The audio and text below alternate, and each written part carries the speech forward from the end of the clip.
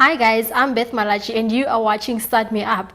In this video, we are chatting to Sandile Shabangu, also known as the Startup Guy, and he's going to be chatting to us about tools and techniques that actually help startups to run and launch their businesses successfully. Who is Sandile Shabangu and what is this Startup Guy that you go of? Well, Sandile Shabangu is an entrepreneur, an author, a coach. So I work with a lot of startups. I've started over 15 startups myself. So I've kind of like understood, the entire startup journey. So I'm trying to help South Africans start and stay started in business. And then how do you help them? What do you help them with? Take me through the journey of you helping the startups. In terms of helping the startups, we basically link them to all the resources that they need. So we've developed initiatives, that are speaking directly to startup needs. So when we sat down, when we started the Startup Mzansi Foundation, we identified about 6 impact areas that we need, urgent intervention on. One of them being, ensuring that there's an entrepreneurial culture, ensuring that the ecosystem itself is conducive for entrepreneurial growth in our country, looking at education as well. So there are like varied needs for all types of entrepreneurs. So we try by all means to look at the situation. At times some entrepreneurs don't need money, they just need some sort of guidance in a way, to get to their desired destinations. Okay, and then where do you get funding from? Where do you get the support from? Do you have support from other organizations, or do you do this all by yourself? Since we started, we've been doing everything by ourselves. Oh, okay. And then I also read that you are an author. Tell me more about your books. Okay, so my first book came out in 2015. It's called The Startup Recipe. It's basically a guide for young startup creators or anyone who's starting their own businesses. And then my other book, it's more like focused on, it's titled Lessons from the Trenches. So it's basically 7 lessons that I've learned myself, throughout building my startup businesses. So basically they are about entrepreneurship and they're awesome reads. Okay, and then how do people get hold of your books? My books are available at Exclusive Books, as well as Take a Lot, and people can actually order them via our platforms. We have on startupguy.co.za as well as startupmzansi.org.za. On that note of startupmzansi.org and .co.za, what makes it different from all the other online platforms that are available for entrepreneurs out there? So basically what we are not an incubator, we are not an accelerator, we are not a funder in a way. So we like to see ourselves as a catalyst of the ecosystem. So we are focusing more on the creation of excellent tools to help people start their own businesses. So we are focusing on the establishment of the startup ecosystem. So most of these institutions that are there, you'd find that they're only focusing more on tech. Some of them they're focusing on agriculture. So we welcome entrepreneurs from all walks of life, with all their different ideas, and we try to link them with existing resources that can actually help them in their entire journey. Okay, so now let's shift a little bit and talk more about wealth creation. What are some of the things you had to sacrifice on your journey to become the startup guy? I sacrificed a lot of things. I remember when I was starting, like in the early days, because I started as a student at GCT, that's where I started. I had to sacrifice like time going out. I had to, I remember at some point my girlfriend leaving me. Sorry. Yeah, well, those are some of the experiences that a lot of entrepreneurs are faced with. At some point, my family told me that I actually need to stop this thing. I need to go out there and get a job, a real job, a paying job, because in the early days, it's so hard for anyone who's starting their own thing. you're just moving around, like doing this and this and this, you're knocking at doors, some of them they don't open.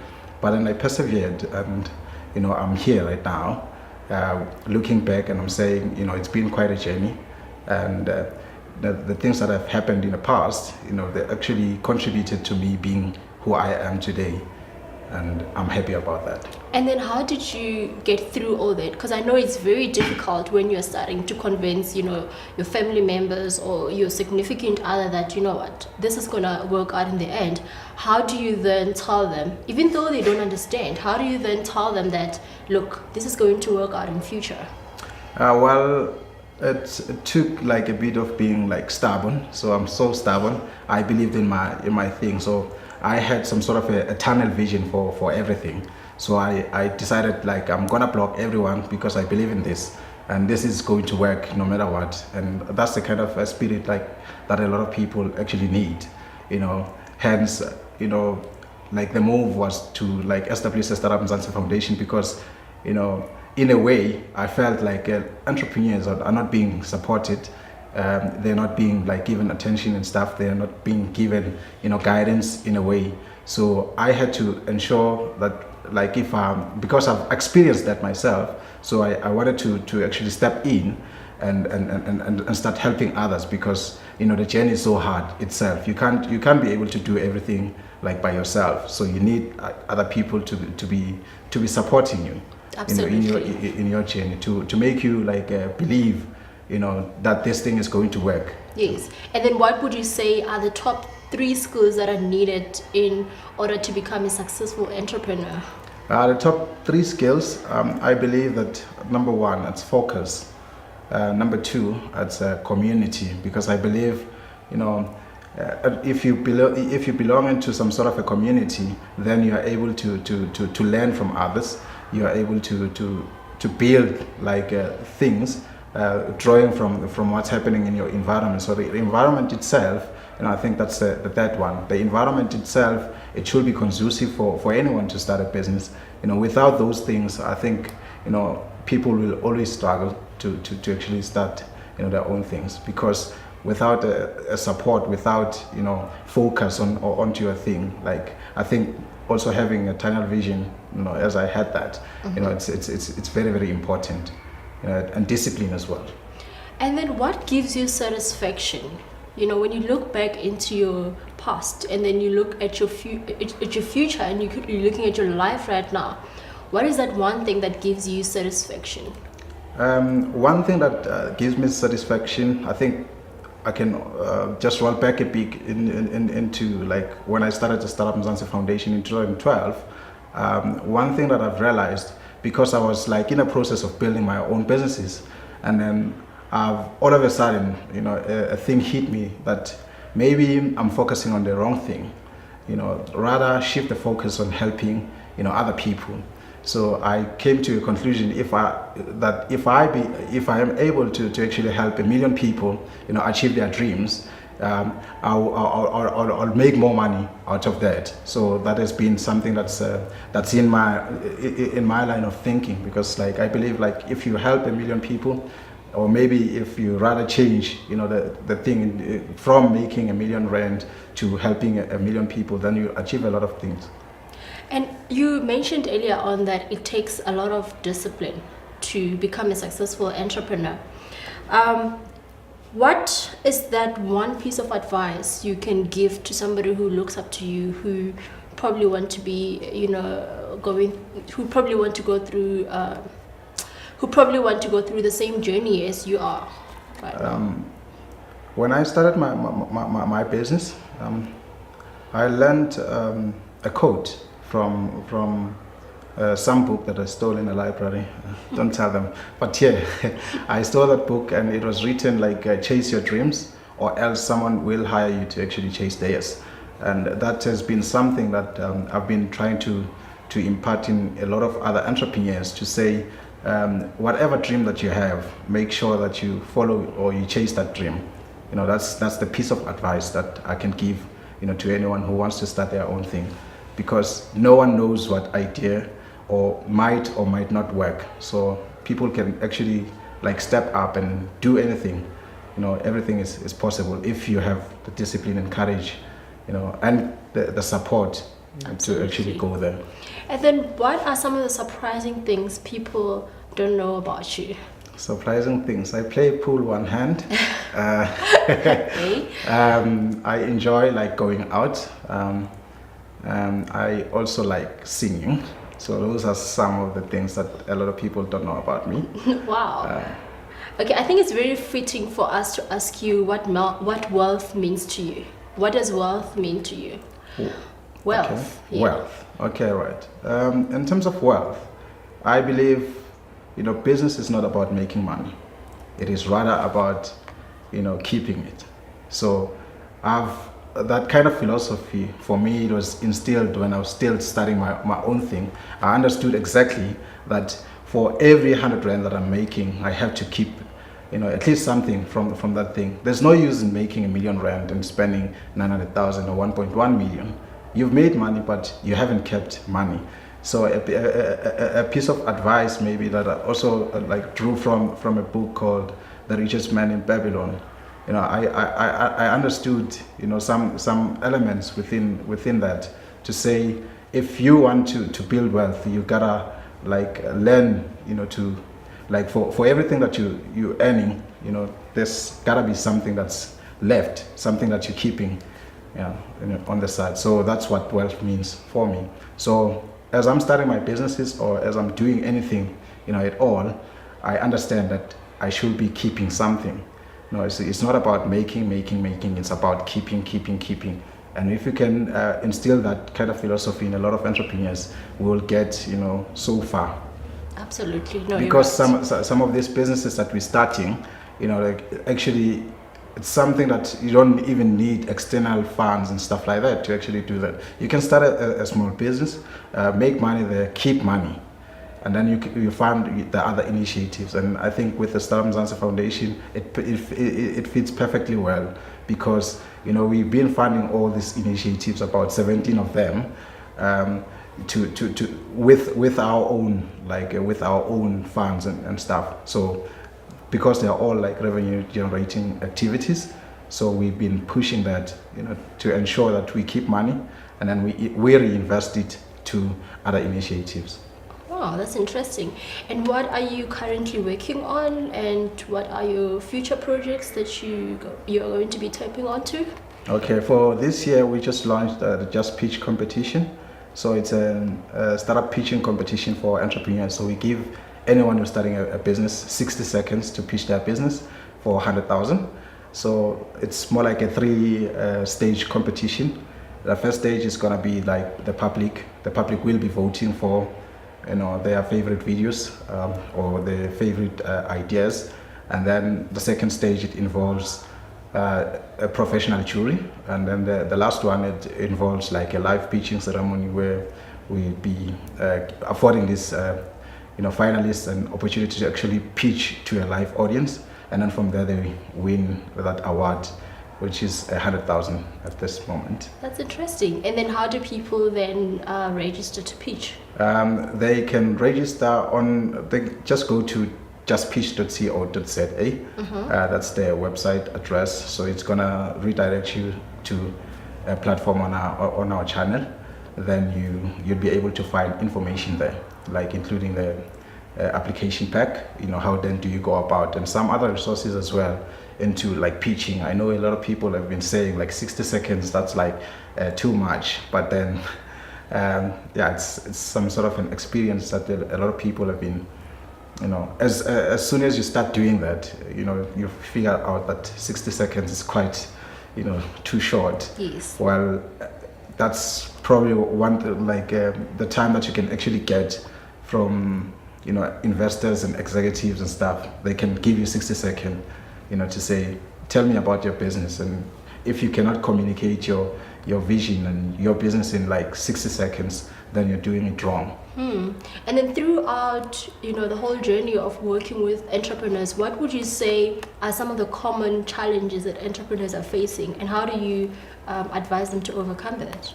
In terms of the challenges, a whole lot of entrepreneurs come to me and say, give me money, give me money. And at times, the problem is not about the money. The problem is something else. Maybe in the understanding of the idea, in the business models, in the marketing. It's just a few tweaks there and there. But then every time, all these entrepreneurs, they will say, it's about money, it's about money, it's about money. Whereas it isn't about money. And at times, one other thing that I've identified, it's about the environment itself. The ecosystem is not enabling. When you're looking at how South Africa's entrepreneurship structure, or like how entrepreneurship in South Africa is structured, rather, it's more of like a whole lot of people doing their things. You've got social entrepreneurs, or so-called social entrepreneurs, and you have like entrepreneurs, serial entrepreneurs. You have the NGOs, social enterprises, like a whole lot of people doing their things. There's no integration, there's no collaboration. At times when you're speaking to other people saying like support our businesses, they think conferences, seminars and stuff like that. Our entrepreneurs, or the entrepreneurs that mostly I've worked with, we've come to a conclusion that the conferences and stuff, they're more like supporting in a way. They shouldn't be like the core focus of entrepreneurship, because there are lots and lots of other elements within the thing. We've got a large number of graduates who are skilled in a way, who have some skills, but then they can't be employed by the startups or the guys who are starting their own businesses, because they cannot be able to pay them in a way. So how then do we play around like something that so as to solve the unemployment problem, as well as assist these businesses that are upcoming to have the skills. Maybe let's say you're taking an intern in your startup. There's some sort of an intervention, someone is paying them, or maybe you come to terms to say, I can defer your salary. Yes. To a certain point. But then another problem came there to say, how then do you can defer my salary, but then I cannot be able to defer my responsibilities, because society demands that I fulfill my my things. I've got to buy bread, I've got to do this and this and this. How then do we work out a situation whereby our entrepreneurs are able to succeed on their journey, as at the same time solving the unemployment kind of a thing. Yeah. Interesting. And then just to wrap up, why are you doing all this?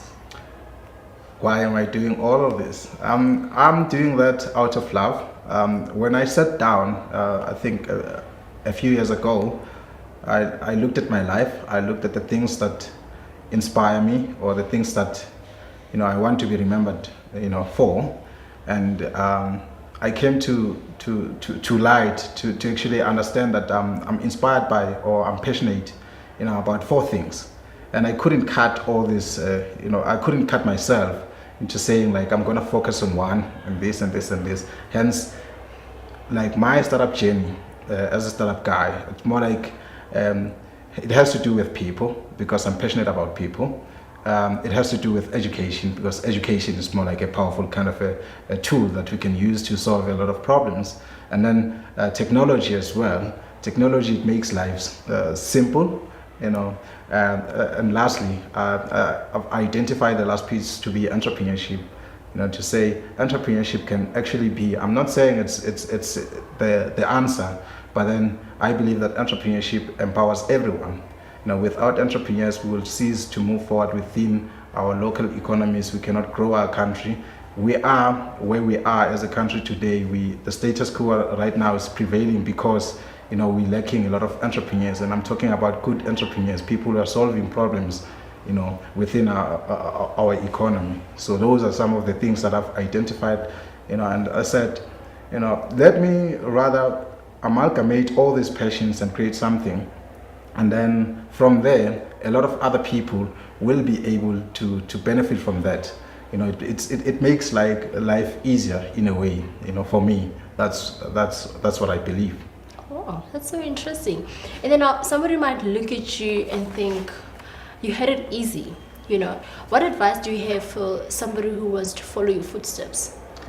In terms of following my footsteps, I don't advocate for people to follow my footsteps, but then I want to say that there is no person with an easy past. So we all like go through hurdles. We all go through problems. The one thing is just, as I've said earlier, it's just like to stand up and chase your dreams. That's the number one thing, because there's nothing that can beat passion. They can copy what you do as an entrepreneur, but they cannot copy your passion. You cannot even Google passion. You can Google the definition of passion, but then you can't copy, someone's passion. So you follow something that's in line with what inspires you, in line with with who you are. If you just spend time to understand, yourself as an entrepreneur, you'll be able to marvel through anything. Nothing can actually stop you. Interesting, thank you. And then how do people get hold of you? To get hold of me, you can find me on social media, StartupGuy. You can visit my website, my personal website. I think it also has like a lot of information about the activities and the companies that I've started, startupguy.co.za. That's the best way to actually get hold of me. Thank you so much, Sandile, the Startup Guy, for joining us. Don't forget to join us next time. Do you have any other tips and tools that helps you launch your business successfully? Share with us in the comments below. Remember guys, we deliver weekly entrepreneurship videos to help you dream, grind and achieve.